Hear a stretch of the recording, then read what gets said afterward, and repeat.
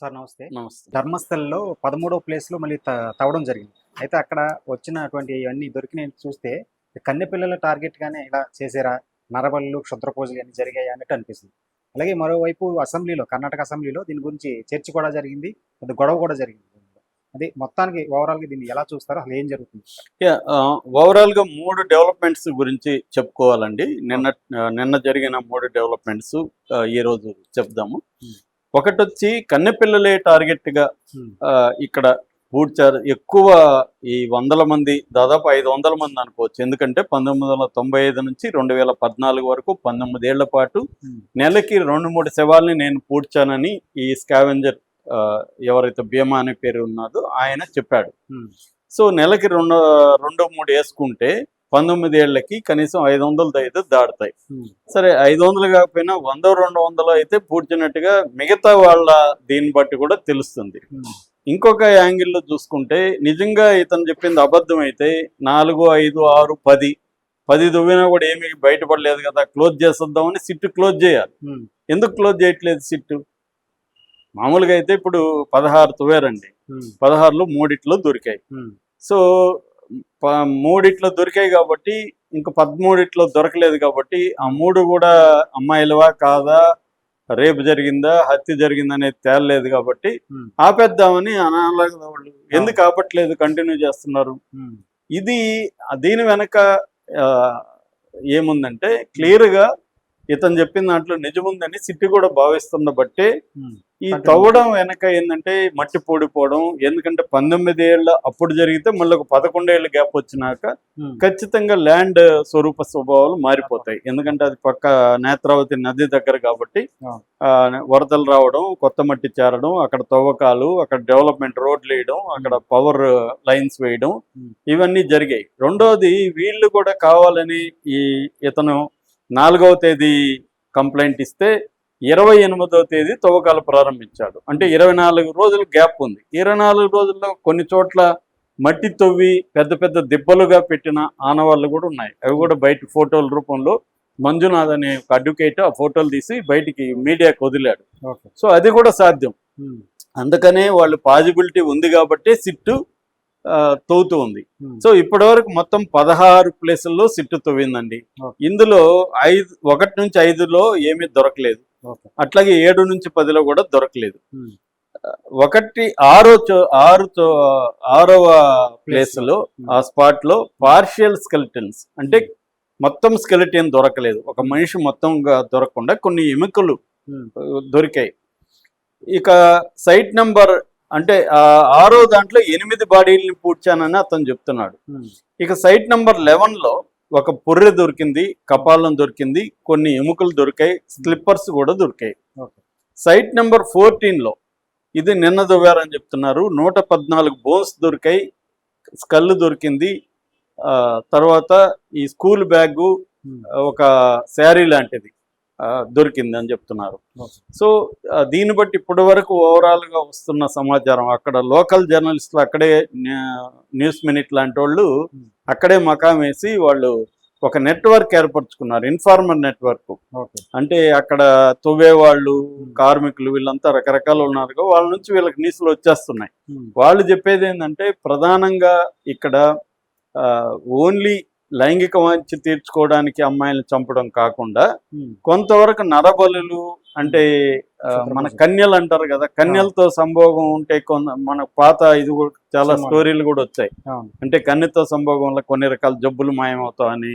అందుకని వెర్జిన్కి మంచి రేట్లు ఉంటాయి ఎప్పుడైనా కూడా. ఈవెన్ కాల్ గర్ల్స్ లో కూడా ఫస్ట్ టైం అయితే మంచి రేట్ ఇచ్చి తీసుకుంటారు.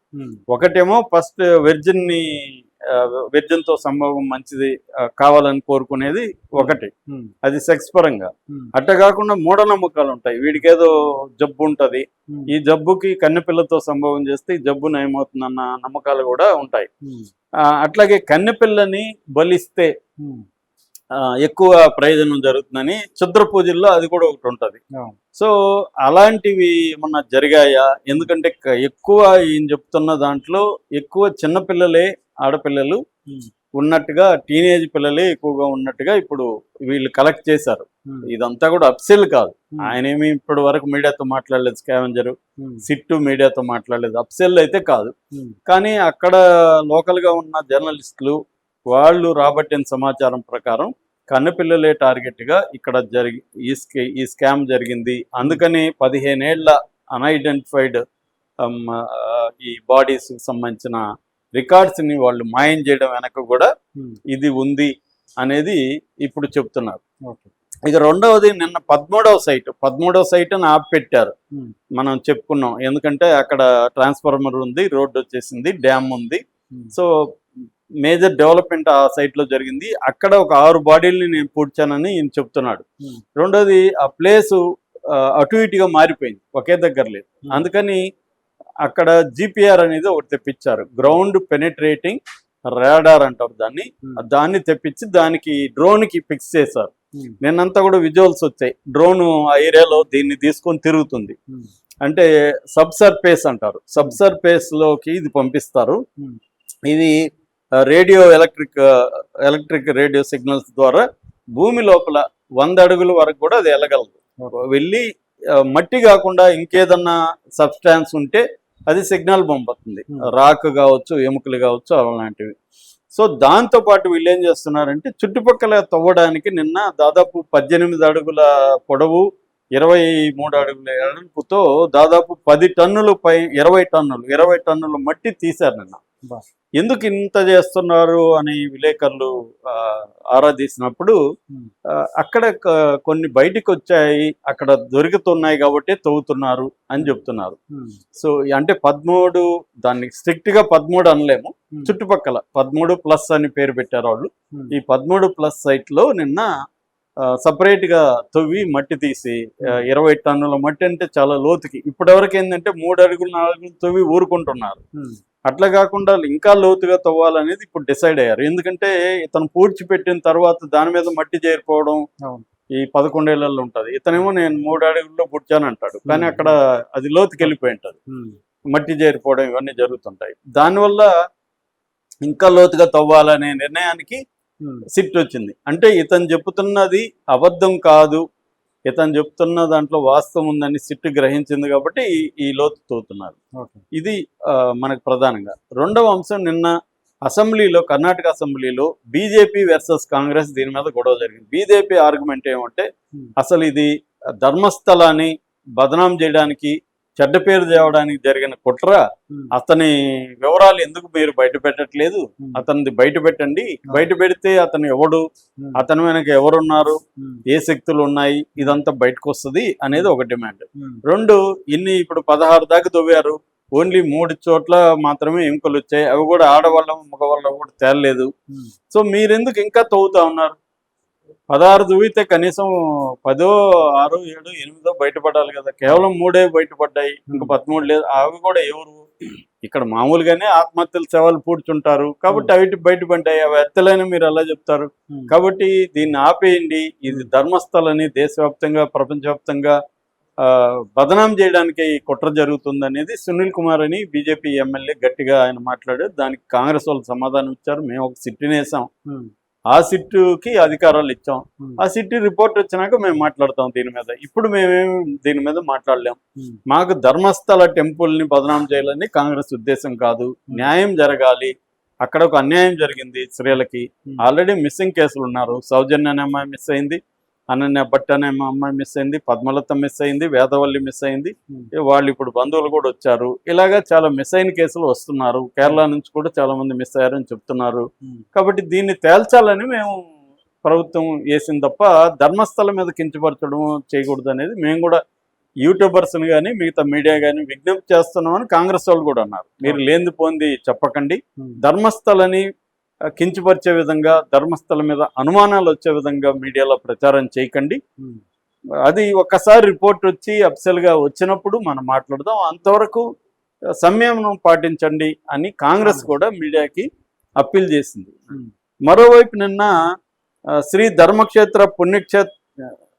ధర్మస్థల పుణ్యక్షేత్ర ప్రొటెక్షన్ కమిటీ ఒకటి ఏర్పడింది ఈ మధ్య.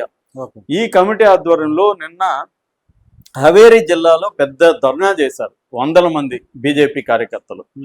సో వాళ్ళు ఇదే అంటే ఈ ధర్మస్థలాన్ని పవిత్రమైన 800 ఏళ్ల పుణ్యక్షేత్రాన్ని తప్పుగా మొత్తం మీడియా చిత్రీకరిస్తుంది, జరగని దాన్ని జరిగినట్టుగా అనేది వాళ్ళ డిమాండ్. దీన్ని ఆపాలి అనేది వాళ్ళ డిమాండ్తో వచ్చిందన్నమాట.